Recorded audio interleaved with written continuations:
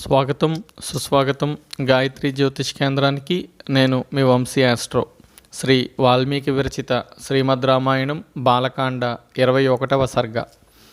ఎప్పుడైతే దశరథుడు రాముని యాగ సంరక్షణార్థమో విశ్వామిత్రుని వెంట పంపను అని అన్నాడో, విశ్వామిత్రుడు ఆగ్రహోదగ్రుడయ్యాడు. ఆయన కోపం తారాస్థాయికి చేరుకుంది. దశరథ, ఇక్ష్వాకుల వంశంలో జన్మించిన నీవు ఆడిన మాట తప్పావు. ఇది రఘువంశము వారికి ఉచితము కాదు. ఆడిన మాట తప్పడం నీకు ఉచితము అని తోస్తే నేను వచ్చిన దారినే వెళ్ళిపోతాను. ఇచ్చిన మాటను తప్పిన నీవు నీ భార్యాబిడ్డలతో సుఖంగా ఉండు అని అన్నాడు విశ్వామిత్రుడు కోపంగా.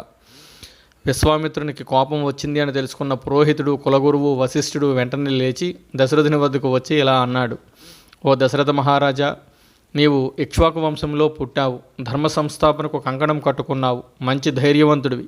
అటువంటి నీవు ఈ మాదిరి పుత్ర వ్యామోహంతో ధర్మము తప్పి ఆడిన మాట తప్పడం తగునా? నీవు నీ ధర్మమును ఆచరించు, అధర్మమును విడిచిపెట్టు. ఆడిన మాట తప్పడం అంటే నీవు ఇప్పటిదాకా సంపాదించుకున్న పుణ్యమును నశింపచేసుకోవడమే.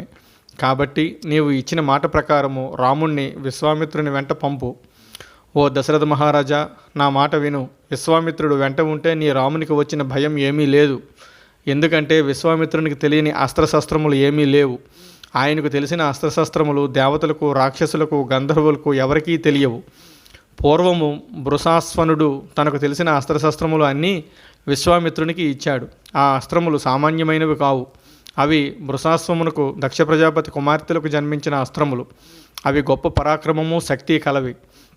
పూర్వము దక్ష ప్రజాపతి కుమార్తె జయ అను ఆమె రాక్షసులను సంహరించుటకు 50 మంది పుత్రులను కన్నది. వారు కామరూపులు, మహాబలురు, పరాక్రమవంతులు. వారే ఇప్పుడు అస్త్రరూపములలో విశ్వామిత్రుని వద్ద ఉన్నారు. అవే కాదు, ఈ విశ్వామిత్రుడు కొత్త కొత్త అస్త్రములను సృష్టించుటలో కూడా సమర్థుడు. అటువంటి మహాపురుషుని వెంట రాముని పంపుటకు ఎందుకు సందేహిస్తావు? నీకు ఇంకో విషయం తెలుసా? ఆ రాక్షసులను చంపడానికి విశ్వామిత్రునికి ఒక్క క్షణం కూడా పట్టదు. కానీ నీకు, నీ కుమారులకు పేరు ప్రతిష్టలు తీసుకురావడానికే నీ దగ్గరకు వచ్చి నీ కుమారుడు రాముణ్ణి పంపమని అర్థిస్తున్నాడు. ఈ విషయం నీవు అర్థం చేసుకొని రాముణ్ణి విశ్వామిత్రుని వెంట పంపు అని పలికాడు. కులగిరువు వశిష్ఠుని మాటకు ప్రసన్నుడయ్యాడు దశరథుడు. రాముడిని విశ్వామిత్రుని వెంట పంపుటకు అంగీకరించాడు. ఇది వాల్మీకి విరచిత రామాయణ మహాకావ్యంలో బాలకాండలో 21వ సర్గ సంపూర్ణం. ఓం తత్సత్, ఓం తత్సత్, ఓం తత్సత్.